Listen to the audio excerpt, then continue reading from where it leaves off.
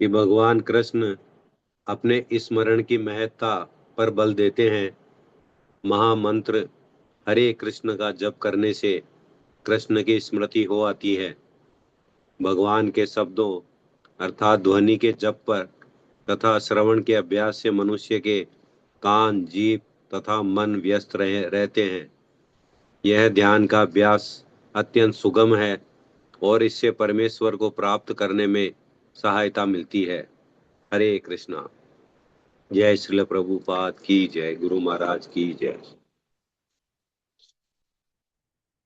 हम अभी महाराज जी आते हैं, जब तक मंगलाचरण कर लेते हैं।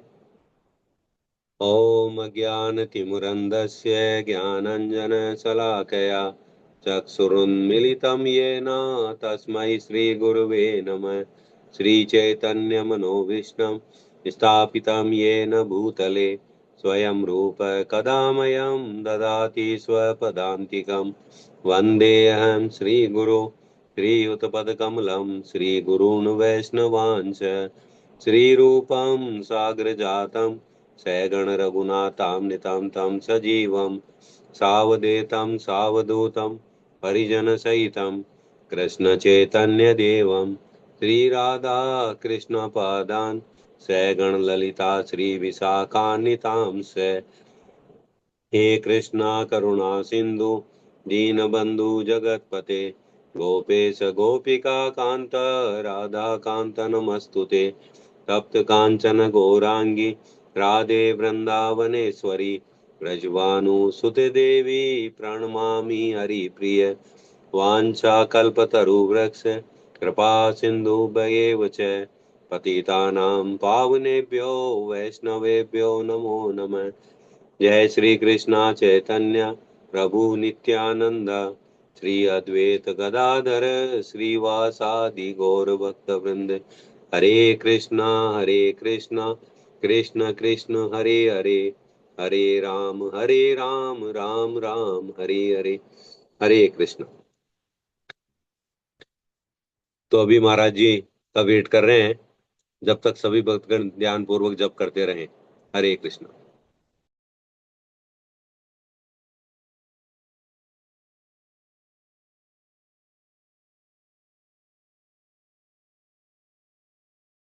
कृष्ण कृष्ण हरे हरे, हरे राम राम राम हरे हरे। हरे कृष्णा महाराज जी, दंडवत प्रणाम। हरे कृष्ण।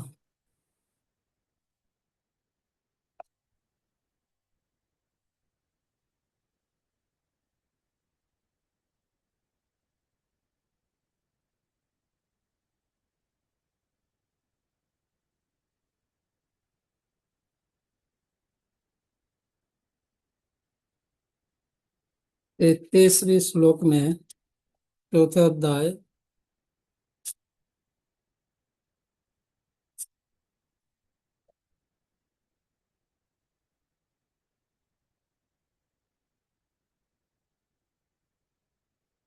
कल इसके पहले क्लास में हम कौन सी श्लोक तक किए थे?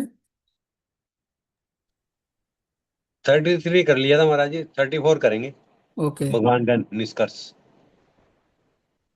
तो 33 33वीं श्लोक, इसमें भगवान कहते हैं श्रेयान द्रव्यमयाद यज्ञात ज्ञान यज्ञ परंतप सर्वम कर्म अखिलम पार्थ ज्ञाने परिसमाप्यते। हे परंतप धनंजय, हे परंतप द्रव्य यज्ञ से ज्ञान यज्ञ श्रेष्ठ है।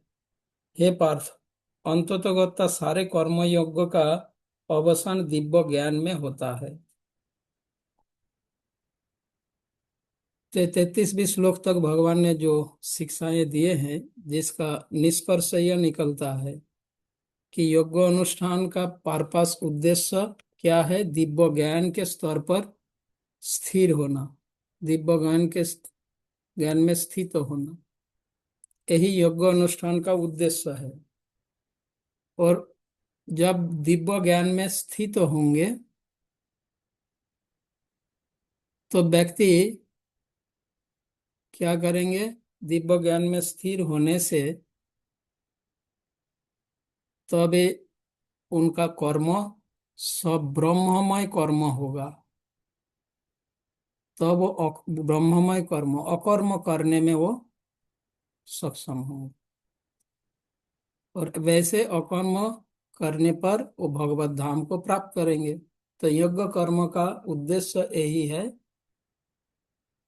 दिव्य ज्ञान के स्तर पर उन्नीत होना, यज्ञ कर्म का उद्देश्य। तो हमें जो भी कर्म करना है यज्ञ कर्म करना है। और यज्ञ कर्म यानी भगवान के प्रसन्नता के लिए। अगर यज्ञ के लिए कर्म नहीं करेंगे तो भगवान ऑलरेडी कह चुके हैं, यज्ञ अर्थात कर्मण्य अन्यत्र लोकोयम कर्म बंधन। यज्ञ के लिए कर्म नहीं करेंगे तो कर्म बंधन निश्चित है। तो इसीलिए हमें यज्ञ के लिए कर्म करना है। और यज्ञ के लिए कर्म करने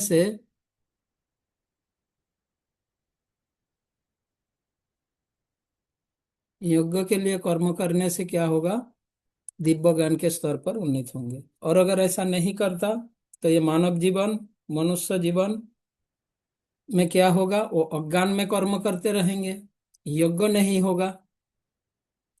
और यज्ञ नहीं होगा, अज्ञान में कर्म करेंगे तो कर्म बंधन में बंधे रहेंगे। अज्ञान में कर्म करने से पाप पाप होगा, पाप से पतन होगा। इस प्रकार से मानव जीवन व्यर्थ होगा। तो इसलिए मानव जीवन को सफल बनाने के लिए यह यज्ञ कर्म का निर्देश। तो यज्ञ कर्म यानी भगवान के प्रसन्नता के लिए कर्म, भगवान के प्रसन्नता के लिए कर्म, कृष्ण भावनामृत में कर्म। और ऐसे कर्म करते करते, कृष्ण भावनामृत में कर्म करते करते दिव्य ज्ञान के स्तर पर स्थिर होंगे और तभी वो भगवत धाम प्राप्त कर पाए। तो यही शिक्षा भगवान 33वीं श्लोक तक बताया। अब 34वीं श्लोक में भगवान यह बताएंगे कि ये जो दिव्य ज्ञान प्राप्त करने के लिए क्या करना होगा, क्या प्रोसेस है, दिव्य ज्ञान प्राप्ति का क्या प्रोसेस है, एक व्यक्ति कैसे दिव्य ज्ञान के ज्ञान को प्राप्त कर पाएगा। तो इसके लिए 34वीं श्लोक भगवान बताते हैं, तद्विद्धि प्रणिपातेन परिप्रश्नेन सेवया उपदेक्षन्ति ते ज्ञानम ज्ञानिनस्तत्र दर्शिन, ज्ञानिनस्तत्र दर्शिन। तो यहाँ पर भगवान बता रहे हैं कि तुम गुरु के पास जाकर सत्य को जानने का प्रयास करो, उनसे विनीत होकर जिज्ञासा करो और उनकी सेवा करो। स्वरूप सिद्ध व्यक्ति तुम्हें ज्ञान प्रदान कर सकते हैं। तो यहाँ पर भगवान का जो निर्देश है 34वीं श्लोक में, यह दिव्य ज्ञान प्राप्त करने के लिए क्या करना होगा, 3 निर्देश दिए हैं भगवान। 3 इंस्ट्रक्शन है इसमें। पहला,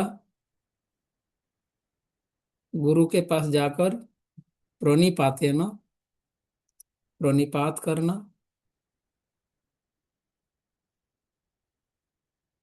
परिप्रश्नेन और सेवया। ये 3 उपाय है दिव्य ज्ञान प्राप्ति का।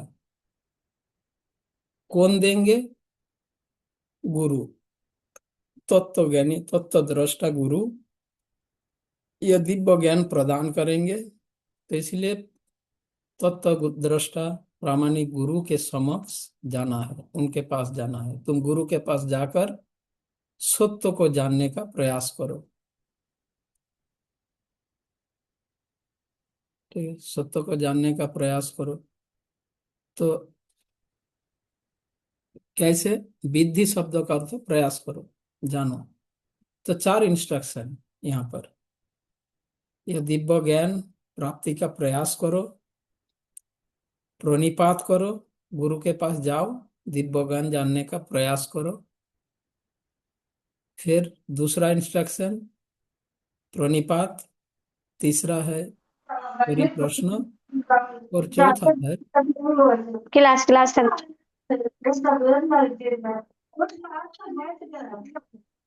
हेमंत, प्रेमा माता जी अपना माइक बंद कर दीजिए। प्रेमा माता जी, हरे कृष्णा।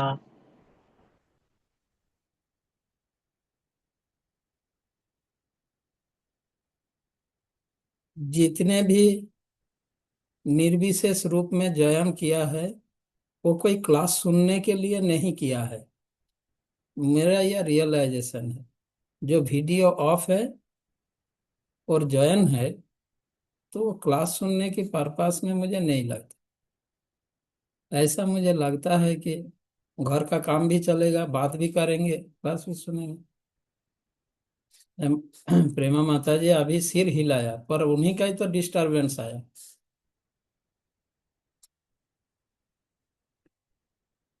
वो बोला स्कूल नहीं। का बस आने वाला था इसलिए मैंने बोला। क्या? वो स्कूल का बस आने वाली है ना, तो इसके लिए मैंने हाँ। आवाज दिया। हाँ तो आपको म्यूट करके करना है ना। मुझे ध्यान ही नहीं था कि ये म्यूट अनम्यूट हो गया, नहीं तो मैं करती नहीं कभी ऐसे। हरे कृष्ण। वीडियो ऑन मतलब वो सिंसियर है। वीडियो ऑफ मतलब उसके साथ साथ वो और कुछ जिम्मेदारी निभा रहा है। दोनों ही काम हो रहा है। चलो ठीक है। तो मैं ये बोल रहा था भगवान यहाँ पर चार उपदेश दिए हैं 34वीं श्लोक में। पहला उपदेश, यदि वो ज्ञान प्राप्त करने का प्रयास करना है। कैसे? प्रामाणिक गुरु के पास जाकर। और जाकर क्या करना है? तीन कार्य: प्रणिपात, परिप्रश्न और सेवयास। अब ये तीन निर्देश को हम संक्षेप में थोड़ा समझने की प्रयास करते हैं। प्रणिपात, परिप्रश्न और सेवया। जब ये तीन कार्य शिष्य करेगा गुरु के पास जाकर, दिव्य ज्ञान प्राप्ति के लिए प्रयास करेगा, मतलब ये तीन कार्य करेंगे: प्रणिपात, परिप्रश्न और सेवया। तब गुरु, प्रामाणिक गुरु शिष्य के प्रति प्रसन्न होकर उन्हें आशीर्वाद प्रदान करेंगे, उन्हें आशीर्वाद देंगे गुरु। जब ये तीन कार्य वो करेगा, प्रणिपात, परिप्रश्न और सेवया, तब गुरु प्रसन्न होंगे और प्रसन्न होकर उन्हें आशीर्वाद देंगे। और आशीर्वाद से क्या होगा? उनकी आशीर्वाद यानी भगवान की आशीर्वाद। यस्य प्रसादात भगवत प्रसादो, जिनका कृपा साक्षात भगवान की कृपा है। यस्य प्रसादात भगवत प्रसादो, यस्य प्रसाद न गति कुतोपि, जिनके कृपा के बिना और कोई गति नहीं है। वही प्रामाणिक गुरु के पास जाकर ये तीन प्रयत्न करना होगा: प्रणिपात, परिप्रश्न और सेवया। तो ये तीन कार्य करने से गुरु प्रसन्न होंगे और प्रसन्न होकर उन्हें आशीर्वाद देंगे शिष्य को। और जब शिष्य गुरु का आशीर्वाद प्राप्त होगा, गुरु का आशीर्वाद, कृष्ण का आशीर्वाद, तब वो दिव्य ज्ञान उनके हृदय में क्या होगा? प्रकट हो जाएगा, दिव्य ज्ञान विकसित हो जाएगा। तो इसीलिए महत्व, बहुत बहुत महत्वपूर्ण उपदेश है। क्योंकि दिव्य ज्ञान के स्तर पर उन्नीत हुए बिना वो कृष्ण भावना भावित नहीं बन सकता। कृष्ण भावना भावित बनने के लिए दिव्य ज्ञान के स्तर पर उन्नीत होना होगा, और उसके लिए यह उपाय है। तो अब हम, और यह नहीं किया तो क्या होगा वो बाद में हम चर्चा करते हैं। तो ये तीन कार्य करना है: दिव्य ज्ञान प्राप्ति के लिए प्रयास करना करना है। तो कैसे प्रयास करना है? गुरु के पास जाना है और जाके ये तीन कार्य। प्रणिपात मतलब, प्रणिपात शब्द का सामान्य अर्थ होता है प्रणाम करना। प्रणिपात यानी प्रणाम, प्रणाम निवेदन करना। पर प्रणिपात शब्द को अगर विश्लेषण किया जाए तो प्रणिपात शब्द प्र और निपात, ये दो शब्द मिलकर प्रणिपात शब्द बनता है। प्रणिपात का अर्थ होता है प्रणाम। शास्त्र के अनुसार 3 प्रकार प्रणाम का अनुमोदन किया गया है। शास्त्रों में 3 प्रकार के प्रणाम अनुमोदित है। संसार में लोग अलग अलग प्रकार से प्रणाम करते हैं, है ना। कोई भगवान के पास, गुरु के पास आते हैं, भगवान के पास आते हैं तो कैसे प्रणाम करते हैं? अलग अलग तरीके से, अलग अलग स्टाइल में है। कोई भगवान के पास आके आंखें बंद कर लेता है, करके है, कुछ सेकंड आंखें बंद रख के फिर भगवान को प्रणाम करते हैं। तो कोई आके दंडवत प्रणाम करते हैं, कोई झुककर प्रणाम करते हैं, कोई पंचांग प्रणाम करते हैं, है, कोई हाथ जोड़ करके, कोई ऐसे करके अलग अलग प्रकार से प्रणाम करते हैं। पर हमें शास्त्रों के अनुसार, शास्त्र अनुमोदित विधि के अनुसार हमें प्रणाम करना चाहिए। तो जिसमें 3 प्रकार प्रणाम को शास्त्र अनुमोदन करते हैं। पहला है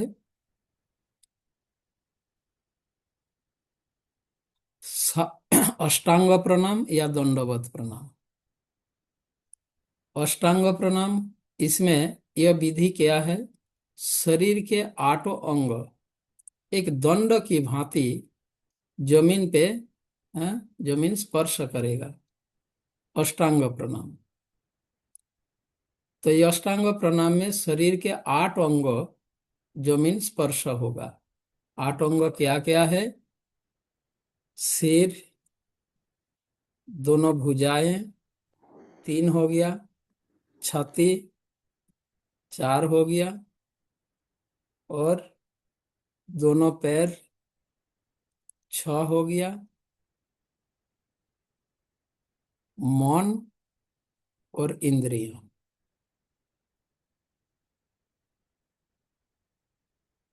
ठीक है, मन और इंद्रिय, या तो ऐसा कहते हैं मन और वचन, वाणी, वाणी और मन।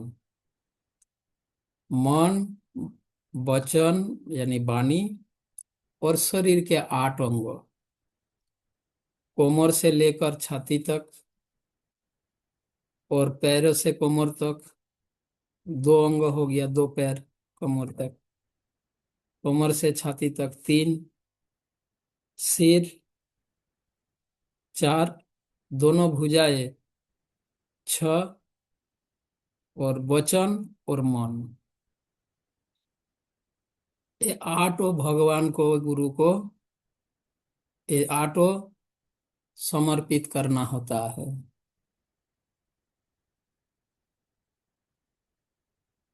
तो इससे, इस प्रकार से प्रणाम अनुमोदन है शास्त्र में, इसे कहते हैं अष्टांग प्रणाम।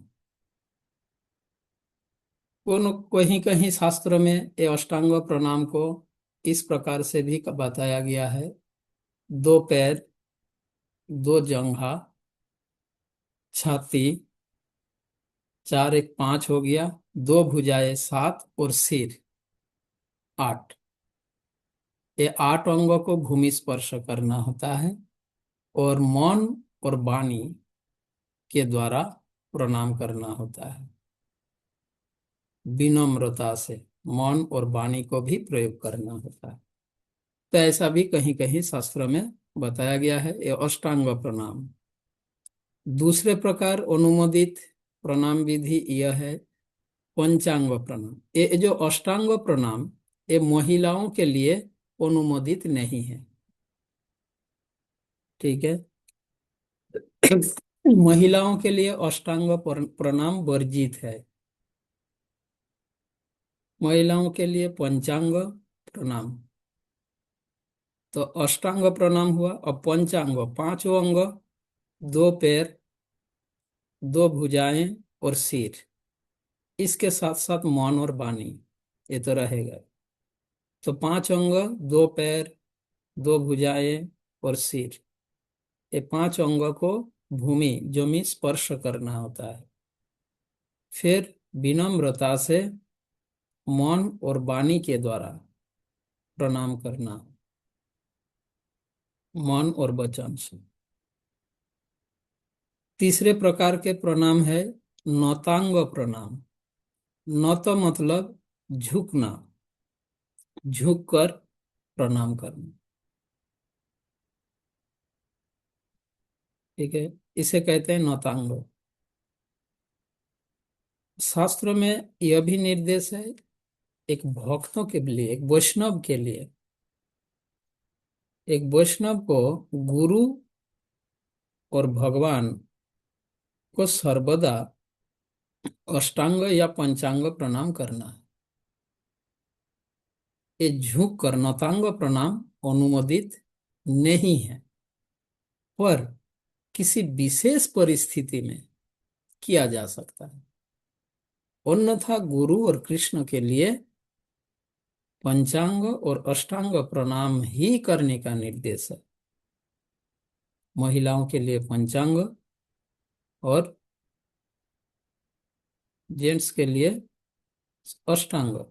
हाँ, किसी विशेष परिस्थिति में अष्टांग प्रणाम नहीं कर सकते, इतने क्राउड है, अष्टांग करने की जगह ही नहीं है ना। यहाँ तक कि पंचांग करने की भी जगह नहीं है, इतना क्राउड, इतना भीड़ है। तो ऐसे सिचुएशन में नौतांग अनुमोदित है, झुककर। ठीक है, अन्यथा ये 3 प्रकार के प्रणाम विधि अनुमोदित है। बाकी बाकी जो है अलग अलग मन मर्जी के अनुसार, कोई आंखें बंद करके खड़े होकर, कोई हाथ, कोई ऐसे करके, तो कोई ऐसे करके, कोई ऐसे करके, ये सब शास्त्र अनुमोदित विधि नहीं है। शास्त्र अनुमोदित विधि ये 3 है। तो प्रणिपात शब्द का अर्थ जो प्रणाम करना, ये 3 प्रकार प्रणाम विधि शास्त्र अनुमोदित है। अब इसी प्रकार से प्रणाम करते समय मन और वाणी का प्रयोग करना है। कैसे, यह समझने के लिए यह प्रणिपात शब्द का प्रयोग हुआ है। कैसे, ये 3 विधि से जो विधि है प्रणाम विधि, अब इसको प्रणिपात और प्रणाम, सामान्य प्रणाम केवल अंगों को जमीन स्पर्श करना ही प्रणाम नहीं हुआ, वो प्रणिपात नहीं होगा। प्रणाम होगा पर प्रणिपात नहीं होगा। यहाँ पर भगवान ने कहा प्रणिपात। प्रणिपात तेन, गुरु के पास जाना होगा। और गुरु के पास, यहाँ प्रभुपाद प्रणिपात है न, गुरु के पास जाकर। अब गुरु के पास जाने का अर्थ है जाकर क्या करना है, प्रणाम करना है। ठीक है, अब जब शिष्य गुरु के पास जाएगा तो उसमें क्या भाव होना चाहिए। प्र और निपात, निपात शब्द का अर्थ होता है गिरना। निपात मतलब गिरना, और प्र मतलब प्रकृष्ट रूपेण, अच्छे तरीके से। गुरु के पास जाकर अच्छे तरीके से गिरना है। गिरना है मतलब ऐसा नहीं, हाँ, बहुत ही भयानक आवाज करते हुए गिरना है, नहीं नहीं, गिरने का मतलब वह नहीं है। यहाँ मन और वचन से गिरना है, शरीर से नहीं। शरीर से कैसे गिरना है बताया, अष्टांग पंचांग, ये 2 प्रकार से गिरना है। पर मन और वचन से गिरना है अच्छे तरीके से। मन से व्यक्ति कब गिरते हैं, मन से गिरना और शरीर से गिरना। मन से व्यक्ति कैसे गिरते हैं बताओ। जब व्यक्ति के मन में यह भाव हो कि मैं अत्यंत तुच्छ हूं, मैं अत्यंत तुच्छ निकृष्ट, मैं पतित हूं, पापी हूं, अपराधी हूं, मन में यह भाव है, तो उसे कहा जाता है मन से गिरना। प्रणिपात, निपात मतलब गिरना, प्र मतलब प्रकृष्ट रूपेण, अच्छे तरीके से, प्रकृष्ट रूपेण मतलब अच्छे तरीके से गिरना है गुरु के पास जाकर। कैसे? मन और वचन से। मन से गिरना यानी मन में यह भाव होना चाहिए शिष्य का, गुरु के पास जब जाए तो शिष्य में भाव ऐसा हो कि मैं अत्यंत तुच्छ, निकृष्ट, पतित, अपराधी, ऐसा भाव हो, तो उसे कहते हैं मन से गिरना। वचन से गिरना, इसका अर्थ होता है वाणी के द्वारा स्तुति करना, अपनी तुच्छता को भाव लेकर, अपनी तुच्छता के भाव से वाणी से हैं प्रे करना, स्तुति करना, उनकी वंदना करना, उनसे प्रार्थना करना, यह है वाणी से प्रणाम, वाणी से गिरना, मन से गिरना और वाणी से गिरना। तो इसे कहता है, कहा गया है प्रणिपातेन। प्रणिपात, निपात मतलब गिरना, प्रकृष्ट रूपेण निपात, अच्छे तरीके से गिरना, यानी शिष्य के मन में भाव ऐसा होनी चाहिए। शिरोमणि माता जी नाम बदल दिया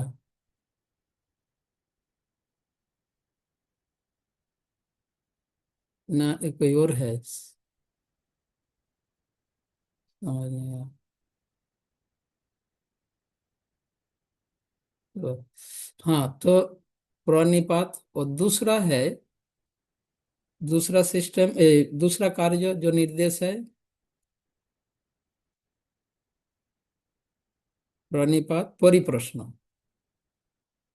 परिप्रश्न, तो प्रणिपात मन और वचन से गिरना होगा, मतलब इस भाव से।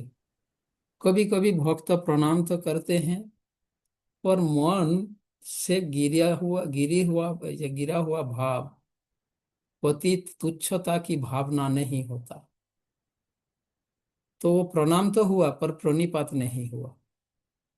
जबकि भगवान ने कहा है गुरु के पास जाकर प्रणिपात करना होगा, तब गुरु प्रसन्न होकर आशीर्वाद देंगे। अब शिष्य गुरु के पास जाता तो है, प्रणाम करता है, पर प्रणिपात नहीं करता।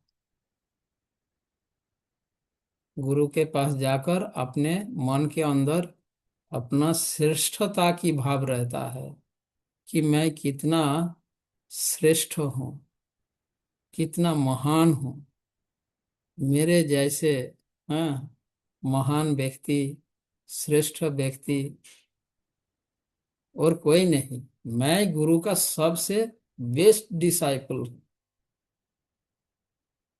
है ना? ऐसी श्रेष्ठता का भाव रहता है, और वो सबसे पहला अवसर की सुविधाओं पाना चाहता है, धक्के मुक्के करके, हाँ, जाके पहले खड़ा होना चाहता है। क्या ये तुच्छता की भाव? ये प्रणिपात है? हाँ, गुरु के पास जाता है, सारे धक्के मुक्के करके भर करके जाके पहले मेरे को जाके सामने खड़ा होना है, और भाव रहता है क्या कि मैं सबसे बेस्ट डिसाइपल हूँ, मैं सबसे, हाँ, सर्वाधिक अनुगत व्यक्ति हूँ, सबसे सरेंडर हूँ, ऐसा भाव होता है। तो जाके वो जो प्रणाम करता है, वो तो प्रणाम तो करता है पर वो प्रणिपात नहीं होता, और न ही एक गुरु के पास गया है। शास्त्र के अकॉर्डिंग, भगवान के अकॉर्डिंग वो गुरु के पास गया ही नहीं। गुरु के पास जाने का अर्थ यह है, प्रणिपातेन, गुरु के पास जाकर, इसका अर्थ यही होता है। ठीक है? तो यह भाव अगर न हो तो वो प्रणाम तो होगा, प्रणिपात नहीं होगा।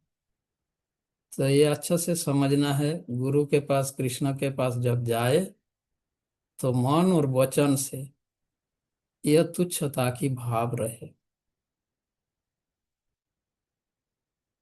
दूसरा निर्देश, परिप्रश्न न। परिप्रश्न शब्द का अर्थ होता है, परिप्रश्न शब्द विनीत जिज्ञासा, विनम्रता पूर्वक पूछना। ठीक है।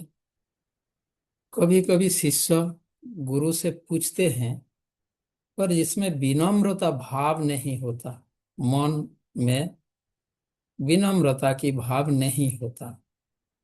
क्या भाव होता है और विनम्रता का भाव कैसा है? कभी कभी शिष्य में यह भाव होता है, सामान्य लोगों में तो चुनौती का भाव होता है। जब ये वैष्णव से कुछ पूछता है तो उसमें सामान्य व्यक्ति चुनौती का भाव लेकर पूछते हैं। और भक्त चुनौती का भाव तो नहीं करते गुरु से, पर विनम्रता भी नहीं होता। वो क्या भाव होता है? उसमें यह भाव होता है, गुरु को वो प्रदर्शित करना चाहता है, मैं कितना, हाँ, क्या बोलते हैं, अटेंटिव हूं। समझे? मैं कितना अटेंटिव पर्सन हूं, यह भाव रहता है शिष्य में, विनम्रता के बजाय। परिप्रश्न का अर्थ होता है विनम्रता से पूछना, और विनम्रता का मतलब होता है मैं मूर्ख हूं, अज्ञानी हूं। मैं मूर्ख हूं और अज्ञानी हूं, यह भाव विनम्रता के। और शिष्य में सामान्यतः नॉर्मली एक गुरु के पास जाता है और जो प्रश्न पूछता है उसमें उनमें भाव यही होता है कि मैं कितना सीरियस और अटेंटिव पर्सन, यह प्रदर्शित करना, प्रेजेंट करना चाहता है मन से। कभी कभी, हाँ, सिचुएशन वातावरण के अनुसार बाह्य रूप से वो प्रकट नहीं करता, पर मन में यही भाव होता है, विनम्र भाव नहीं होता कि मैं मूर्ख हूं, अज्ञानी हूं, यह भाव नहीं होता। तो परिप्रश्न का अर्थ यह है विनीत भाव से जिज्ञासा, विनम्रता पूर्वक जिज्ञासा करना। सनातन गोस्वामी चैतन्य महाप्रभु के पास गया, एकदम परफेक्ट एग्जाम्पल, प्रणिपात, परिप्रश्न और सेवया। गौरांग महाप्रभु और सनातन गोस्वामी, रूप गोस्वामी, सनातन गोस्वामी, ये उदाहरण है। कैसे प्रणिपात किया? चैतन्य चरितामृत पढ़ेंगे, चैतन्य महाप्रभु से, हाँ, रूप गोस्वामी, सनातन गोस्वामी का साक्षात्कार जब गुरु के पास गए, कैसा, किस भाव से गए, कैसे प्रणिपात किया, और परिप्रश्न क्या किया। सनातन गोस्वामी परिप्रश्न क्या किया? के आमी केन मोरे जारे तापत्र है ना, मैं कौन हूं, क्यों मुझे त्रिताप क्लेश, मुझे क्यों, मैं त्रिताप क्लेश द्वारा क्यों पीड़ित हो रहा हूं। केन मोरे जारे तापत्र, ये त्रिताप क्लेश द्वारा मैं क्यों पीड़ित हो रहा हूं, और मैं कौन हूं, क्यों तीनों तापों से मैं पीड़ित हो रहा हूं। दूसरा, इहा नहीं बुझी मोर कैमने हित है, मैं ये भी नहीं जानता मेरा हित कैसे होगा। साध्य साधन तत्व पूछीते ना जानी,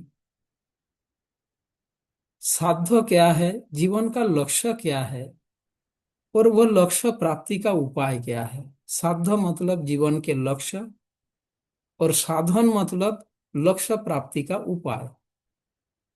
साध्य साधन तत्व पूछिते ना जानी। मैं ये भी पूछना नहीं जानता, कैसे पूछा जाता है वो भी मुझे नहीं पता। देखो कितनी मूर्ख अज्ञानता की भाव है। साध्य साधन तत्व पूछिते ना जानी, कृपा करी सब तत्व कहत आपनी। आप कृपा करके, स्वयं आप कृपा करके मुझे बताइए। मुझे पूछना भी नहीं आता, जानता नहीं क्या पूछना चाहिए क्या नहीं पूछना चाहिए, लक्ष्य क्या है जीवन का, वो लक्ष्य प्राप्ति का उपाय क्या है, इस संबंध में कैसे पूछा जाता है वो भी मुझे नहीं पता। मैं कौन हूं नहीं जानता। मैं तीनों तापों से क्यों पीड़ित हो रहा हूं ये भी नहीं जानता। मेरा हित कैसे होगा वो भी नहीं जानता। यह है विनम्रता पूर्वक जिज्ञासा। इसमें देखो मूर्खता और अज्ञानता की भाव ही बताएगी। मूर्खता और अज्ञानता, हम जब पूछते हैं तो हमारे अंदर क्या भाव होता है। पहला तो यह है, ऐसा प्रश्न तो हम पूछते नहीं। हमारे अंदर यह विचार रहता है ये तो मैं जानता हूं, मैं शरीर नहीं हूं आत्मा हूं। ये प्रश्न तो हम गुरु से पूछते ही नहीं। ठीक है, हम क्या पूछते हैं, बहुत ही हैं गंभीर विषय में, बहुत ही गंभीर विषय में फिलोसॉफिकली ये पूछना चाहते हैं। अरे गंभीर विषय ये अपने आप हृदय में विकसित होगा गुरु के आशीर्वाद से। सनातन गोस्वामी हम डीप फिलोसॉफिकली क्वेश्चन पूछना चाहते हैं गुरु से। ठीक है, और भाव यह रहता है कि मैं कितना सिंसियर सीरियस और अटेंटिव पर्सन वो प्रदर्शित करना चाहता हूँ गुरु को, जिससे गुरु को वो अपनी ओर आकर्षित करना चाहता है।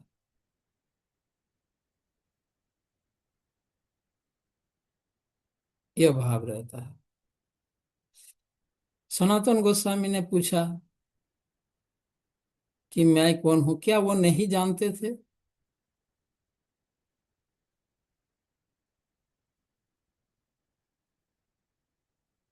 प्राइम मिनिस्टर थे, है ना। और केवल इतना ही नहीं, 8 से 10 साल की उम्र में उन्होंने भागवत के कमेंट्री लिखा। और यह प्रश्न पूछ रहे हैं गुरु के पास जाकर, कब, जब उनका उम्र 50 वर्षों से अधिक था। तब गुरु से वो यह पूछ रहे हैं कि मैं कौन हूं, जबकि उन्होंने तब भागवत का कमेंट्री लिख चुका था। तो जो व्यक्ति भागवत का कमेंट्री लिखा है, क्या वो नहीं जानता कि वो कौन है। पर उसने गुरु से यही पूछा, क्या आमी क्या न मोरे जा रहे था। तो इसका तात्पर्य क्या है, भगवान गौरांग महाप्रभु इससे क्या शिक्षा देना चाहते हैं। इससे यही शिक्षा देना चाहते हैं हम जैसे सामान्य बद्ध जीवों को,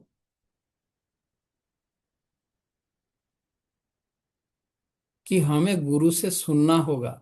चाहे वो सामान्य, चाहे वो ज्ञान मुझे हो सकता है, मुझे वो ज्ञान है, फिर भी मुझे गुरु से सुनना होगा। ये यह शिक्षा देने के लिए, मुझे पता भी हो, मैं जानता भी हूं, फिर भी मुझे गुरु से पूछना होगा और गुरु से सुनना होगा।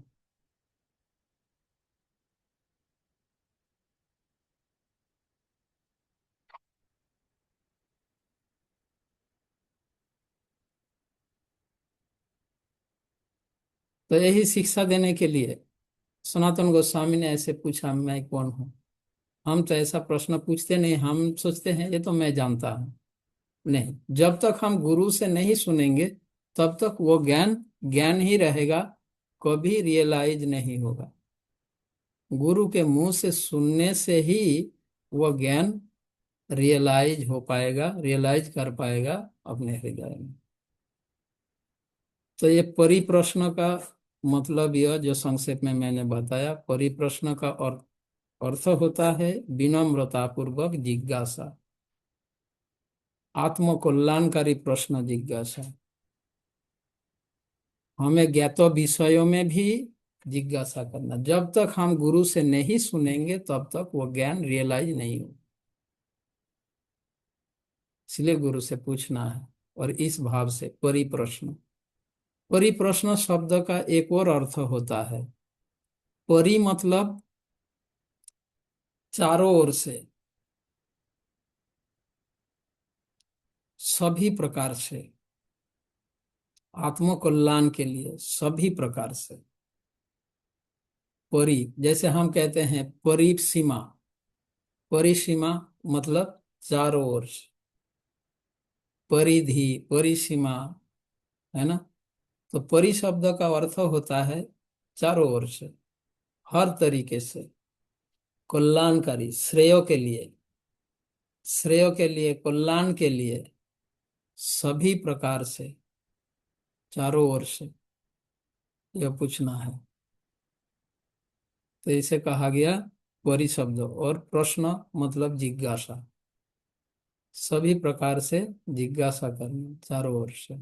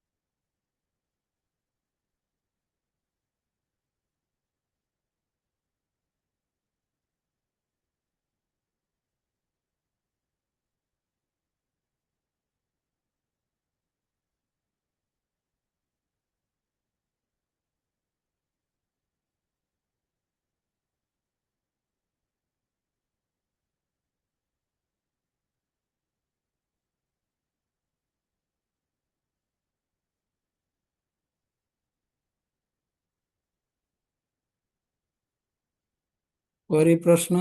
अब उसके आगे भगवान बताते हैं परिप्रणिपात परिप्रश्न सेवया। अच्छा, ये स्क्रीन में ऐसा कौन, होस्ट कौन है?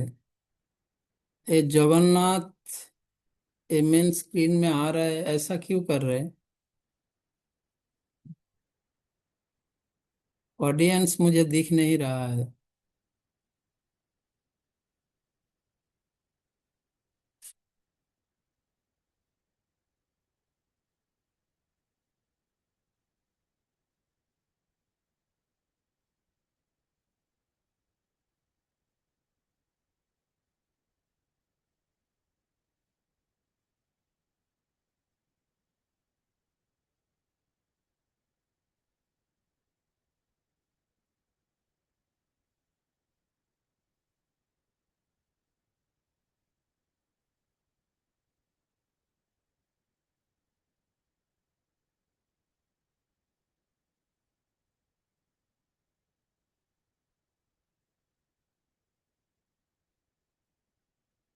कौन छेड़खान कर रहा है?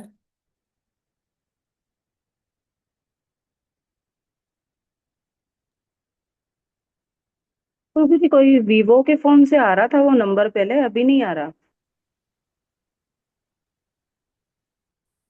चलिए ठीक है।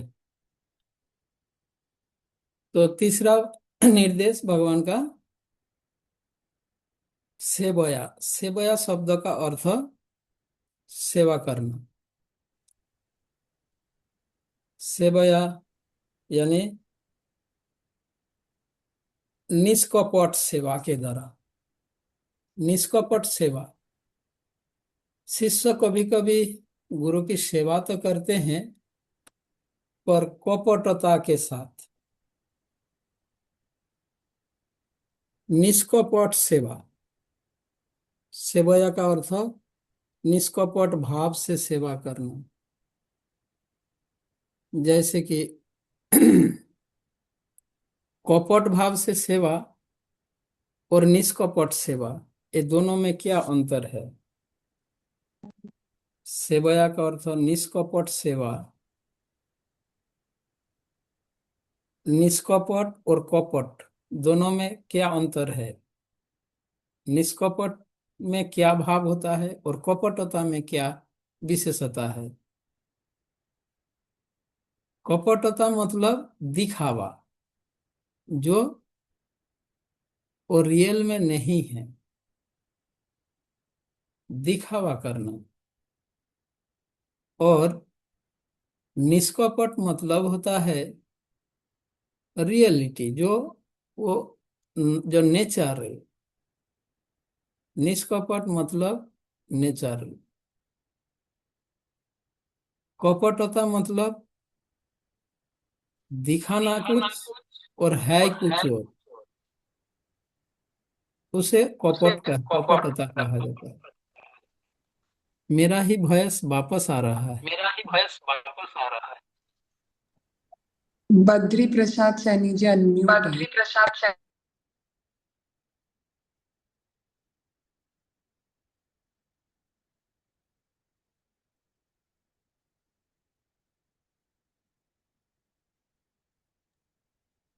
तो निष्कपट सेवा यानी कपटता रहित। ऐसा नहीं कि जब गुरु पास में है या जब मैं गुरु के पास गया तब अत्यंत सेवा में तत्परता प्रदर्शित करना। अब गुरु गया तो तत्परता भी गए। तो ये जो तत्परता का प्रदर्शन, यह कपटता। ऐसा तत्पर सदैव रहना चाहिए, वह है निष्कपट। न कि केवल जब गुरु आसपास हो तभी तत्परता प्रदर्शित करना, तत्पर रहना सेवा में। बंगाली में एक कहावत है, बंगाली भाषा में, ब्राह्मण गेल घर लांगल तुले धर। मतलब एक ब्राह्मण, उसका कुछ खेती बाड़ी है, जमीन है, पर उनके पास हल नहीं है। मतलब वो बेल नहीं है जिससे वो हल करते हैं ना, वो बेल नहीं है उसके पास। और कुछ खेतीबाड़ी जमीन है, तो वो हायर करते हैं लोगों से जमीन जोतने के लिए। अब जो हायर करते हैं, वो हल चलाने वाला व्यक्ति, जब तक वो ब्राह्मण वहां पे खड़ा रहता है वो हल जोतता है। और बामन जैसे ब्राह्मण घर जाता है तो वो जोतना बंद कर देता है। ठीक है, वो काम करना बंद कर देता है। इस कहावत का मतलब यह है, ब्राह्मण गेलो घर तो लांगल तुले धर। मतलब लांगल जमीन से, तुले धर मतलब उठा लो, और जमीन पे दबाना नहीं, है ना, और दबा के हल जोतना नहीं। तो हमारी सामान्य शिष्य में यही भाव होता है। जब गुरु आता है, गुरु आसपास रहता है, तो सेवा में बहुत तत्परता हम प्रदर्शित करते हैं। और जैसे गुरु गए, सारे तत्परता गया, गायब हो जाता है? जो ही की तो ही बस। यह है हमारी तत्परता। जब हम क्लास सुनते हैं तो बहुत सिंसियरिटी दिखाते हैं, और जैसे क्लास खत्म, बस गया सब कुछ, सारी तत्परता गई। तो यह है कपटता। तो हम सभी एक्चुअली वास्तव में कपटी है। अब देखो, ये तीनों निर्देश क्या हम सुचारू रूप से एप्रोप्रिएटली पालन कर रहे हैं? अगर नहीं करेंगे तो गुरु का आशीर्वाद नहीं मिलेगा, गुरु की कृपा नहीं मिलेगा। और गुरु की कृपा से ही, आशीर्वाद से ही दिव्य ज्ञान हृदय में विकसित होंगे। इसलिए ये 3 निर्देश पालन बहुत बहुत इम्पोर्टेंट है। बहुत सिंसियर और सीरियस के साथ ये 3 निर्देश को पालन करना होगा, तभी वो दिव्य ज्ञान प्राप्त होगा गुरु के आशीर्वाद से। अन्यथा क्या होगा? वो दिव्य ज्ञान प्राप्त नहीं करेंगे। वो दिव्य ज्ञान प्राप्त नहीं करेंगे तो अज्ञानता में करते जाएगा, अज्ञानता में करते जाएगा कार्य, तो वो क्या होगा? यज्ञ नहीं होगा। अज्ञानता में कर्म करेंगे तो या तो पाप या अपराध उसमें रहेगा, या पाप होगा या अपराध रहेगा, और इससे वो बंधन से मुक्त नहीं हो पाएगा।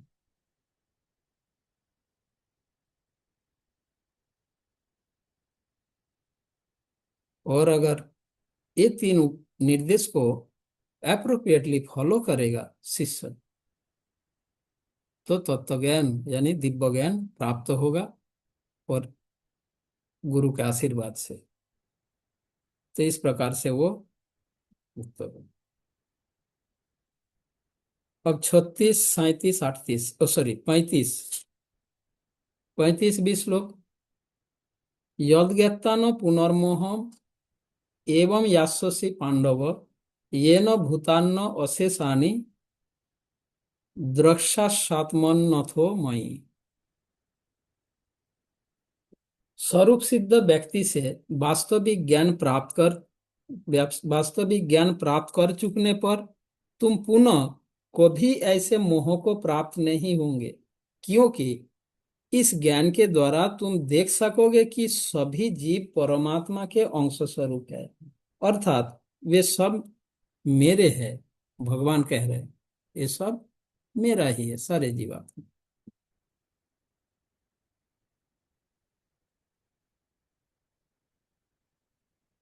कल सुबह मंदिर के भागवत क्लास में मैं ये बता रहा था कि ये वैदिक शास्त्र हमें जो भ्रमित करते हैं, कंफ्यूज करते हैं। हम जो कंफ्यूज होते हैं वैदिक, हम भ्रमित होने के शास्त्रों से हमें ज्ञान भी मिलती है और शास्त्र हमें भ्रमित भी करता है। हम जो कंफ्यूज होते हैं इसका कारण भी शास्त्र है, और हम जो ज्ञान प्राप्त करते हैं वो भी शास्त्र से ही मिलती है। जो शास्त्र हमें सिद्धांत बताते हैं, ज्ञान देते हैं, वही शास्त्र हमें भ्रमित भी करते हैं।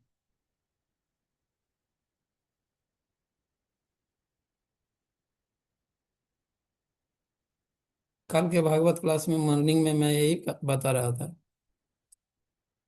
तो इसीलिए एक भक्त को, एक बुद्धिमान व्यक्ति को, एक भक्त को शास्त्रों को अपने बुद्धि के बल पर नहीं या किसी और से नहीं, तत्वद्रष्टा व्यक्ति से ही सुनना होगा,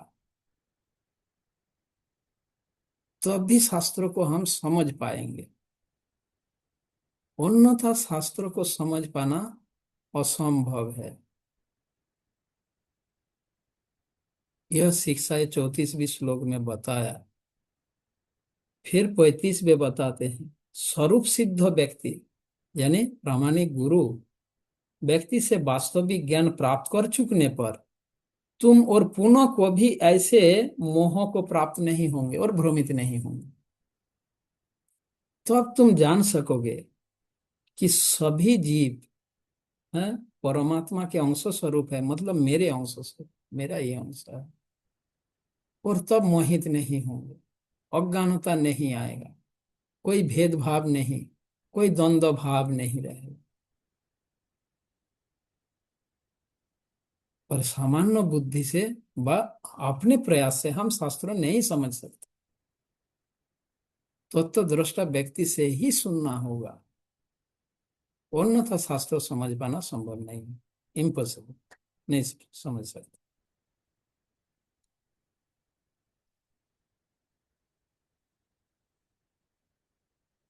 तो इसलिए 36 से 36, 37, 38 ये 3 श्लोक जो भगवान कह रहे हैं, यहाँ वो दिव्य ज्ञान प्राप्ति की महिमा बताया रहा। जब गुरु के कृपा से यह दिव्य ज्ञान प्राप्त होगा, कैसे प्राप्त होगा 34 बताया, और प्राप्त करने का फल बताया 35। दोबारा वो मोहित या भ्रमित नहीं होंगे संसार में, माया से मुक्त हो जाएगा। ये परिणाम है, फल है 35-20 श्लोक। अब 36, 37, 38 3 श्लोक उस दिव्य ज्ञान की महात्मा महिमा बताया। कितना महिमा मंडित है ये दिव्य ज्ञान, जो गुरु के आशीर्वाद से प्राप्त होने वाला दिव्य ज्ञान कितना महिमा मंडित है। ये 36, 37, 38 ये 3 श्लोक है। अपि चेदसि पापेभ्यो सर्वेभ्यो पापकृत्तम सर्वं ज्ञान प्लवेनैव वृजिनं सन्तरिष्यसि। यदि तुम्हें समस्त पापियों में भी सर्वाधिक पापी समझा जाए, तो भी तुम दिव्य ज्ञान रूपी नाव में स्थित होकर दुख सागर को पार करने में समर्थ होगे। यह दिव्य ज्ञान की महिमा देखिए। यदि तुम्हें समस्त पापियों में भी सर्वाधिक पापी समझा जाए कि इस मेरे मेरे जैसे इससे अधिक पापी और कोई है ही नहीं, ये भी समझा जाए, पर फिर भी तुम दिव्य ज्ञान रूपी नाव में अगर स्थित हो जाओगे, दिव्य ज्ञान रूपी नाव में बैठ जाओगे, चढ़ जाओगे, तो इस दुख सागर को पार करने में तुम समर्थ हो। पापी से भी अधिक, ये है इसकी महिमा दिव्य ज्ञान की। तो 34 कैसे प्राप्त होगा, 35 प्राप्त का फल, और 36, 37, 38 महिमा बताया जा रहा है। 37वें श्लोक में यथोइधांसि समिन्धो अग्नि, यथोइधांस समिद्ध अग्नि सत्कुरुते अर्जुन भस्म सत्कुरुते अर्जुन। यथोइधांसि समिद्ध अग्नि भस्मसात् कुरुते अर्जुन ज्ञानाग्नि सर्वकर्माणि भस्मसात् कुरुते तथा। जैसे प्रज्वलित अग्नि ईंधन को भस्म कर देती है, उसी तरह हे अर्जुन ज्ञान रूपी अग्नि भौतिक कर्मों के समस्त फलों को जला डालती है।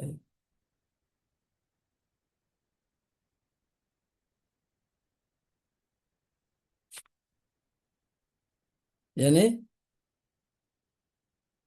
ये दिव्य ज्ञान आत्मा और परमात्मा संबंधित ये जो दिव्य ज्ञान, ये अग्नि के समान है जो पाप कर्मों के फल को भस्मीभूत कर देता है। तो यहाँ पर इस दिव्य ज्ञान आत्मा परमात्मा संबंधित यह ज्ञान, इसको अग्नि के साथ तुलना किया गया है 37वें श्लोक में, जो समस्त भौतिक कार्यकलाप के परिणाम को, फल को जलाकर भस्मीभूत कर देता है। भौतिक कार्यकलाप का 2 परिणाम है, पाप और पुण्य। भौतिक कार्यकलाप जो है इसका 2 परिणाम, 2 फल है, या तो पाप या तो पुण्य। ठीक है। दिव्य ज्ञान रूप अग्नि पाप और पुण्य दोनों को ही जलाकर भस्मीभूत कर देता है। यह बात बताते हैं 37वें।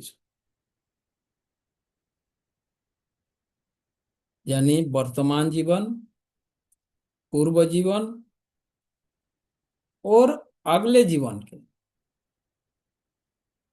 समझे? इस जीवन के,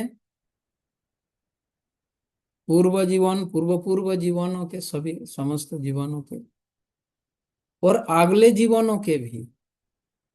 अगर एक बार दिव्य ज्ञान रूपी नाव में चढ़ गया, वो यह अग्नि कभी बुझने वाला नहीं।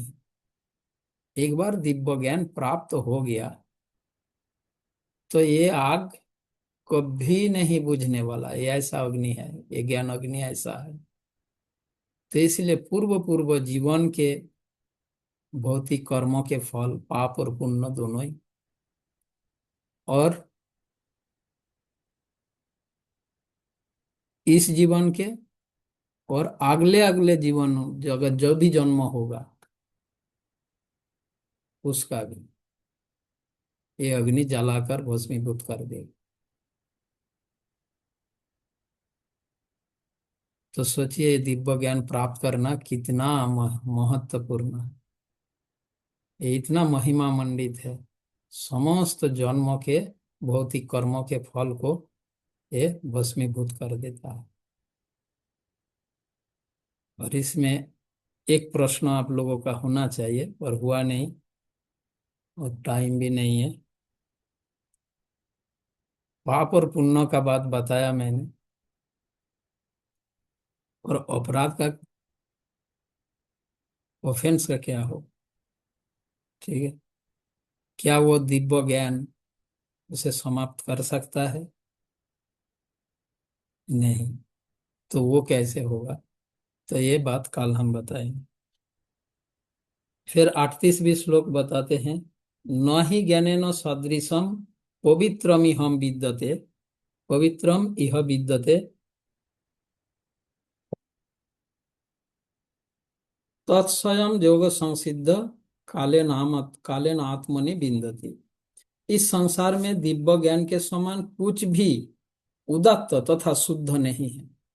दिव्य ज्ञान के समान और कुछ भी पवित्रकारी वस्तु और कुछ भी नहीं है। ये सबसे श्रेष्ठ पवित्रकारी है, पवित्र, उदात्त, उदात्त तथा शुद्ध।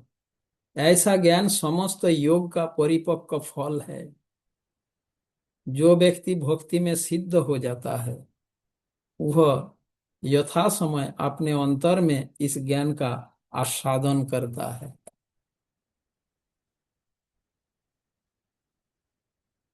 तो ये समस्त योगों का परिपक्व फल है। जो व्यक्ति यह दिव्य ज्ञान प्राप्त होता है वही अंततगता भगवत भक्ति प्राप्त करके परम शांति प्राप्त करता है ना। चलो आज यहाँ पर रखते हैं, कल मैं ये अपराध वाला बताऊंगा और 39 से आगे श्लोक के विषय कल चर्चा करेंगे। तो 34 से 38 तक बहुत महत्वपूर्ण शिक्षाएं हैं। 34वीं श्लोक 33वीं श्लोक तक मैंने बताया था। 33वीं श्लोक तक क्या है? 33वीं श्लोक तक यह बताया गया कि इस मनुष्य जीवन में हमें दिव्य ज्ञान में उन्नीत होना होगा। दिव्य ज्ञान में उन्नीत होने के लिए, दिव्य ज्ञान के स्तर पे उन्नीत होने के लिए क्या उपाय है? हमें यज्ञ कर्म करना है, और यज्ञ कर्म करने के लिए कृष्ण भावना भावित कर्म करना होगा, तो वो यज्ञ होगा। यज्ञार्थात कर्म, यज्ञ के लिए कर्म नहीं करेंगे तो वो कर्म बंधन का कारण बनेगा। इसीलिए हमें यज्ञ करना है। यज्ञ यानी भगवान के प्रसन्नता के लिए, भगवान के निर्देश के अनुसार। ऐसे यज्ञ कर्म करते करते क्या होगा? वो दिव्य ज्ञान के स्तर पर उन्नीत होंगे, दिव्य ज्ञान प्राप्ति के योग्य बनेंगे।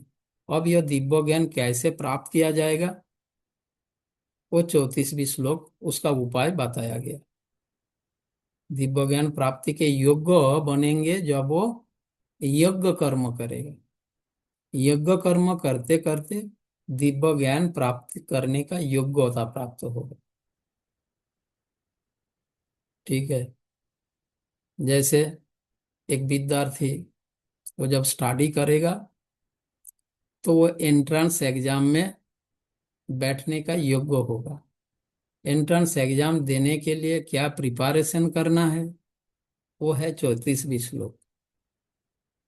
और जब ऐसे प्रिपेयर्ड होके वो एग्जाम देगा, 34वीं श्लोक एग्जाम देगा, 35वीं श्लोक रिजल्ट, और 36, 37, 38 ये उसका महिमा बता दी।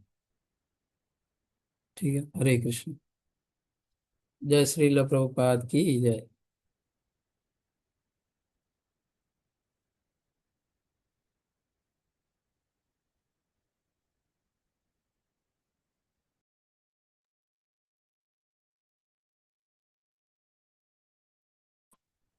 प्रभु जी आपकी आवाज नहीं आ रही।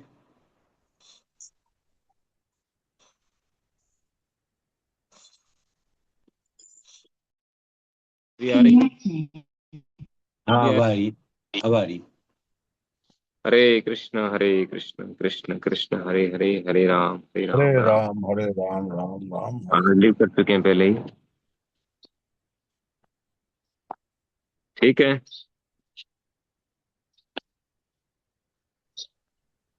हरे कृष्ण प्रभु जी, सादर प्रणाम। हरे कृष्ण सर, प्रणाम। प्रभु जी आजकल इसकी रिकॉर्डिंग नहीं आ रही है, गीता माधुरी की। तो आप रिकॉर्डिंग भेजिए, थोड़ा सा रह जाता है मेरा। ठीक है, ठीक, रिकॉर्डिंग शायद देखते हैं, तो भेजते कल हैं। मैंने वो निखिल गुप्ता प्रभु जी से बात किया था, तो उन्होंने यूट्यूब पे तो डाली हुई है बट इस पे नहीं डाली, तो वो कह रहे थे कि मैं डाल दूंगा आज।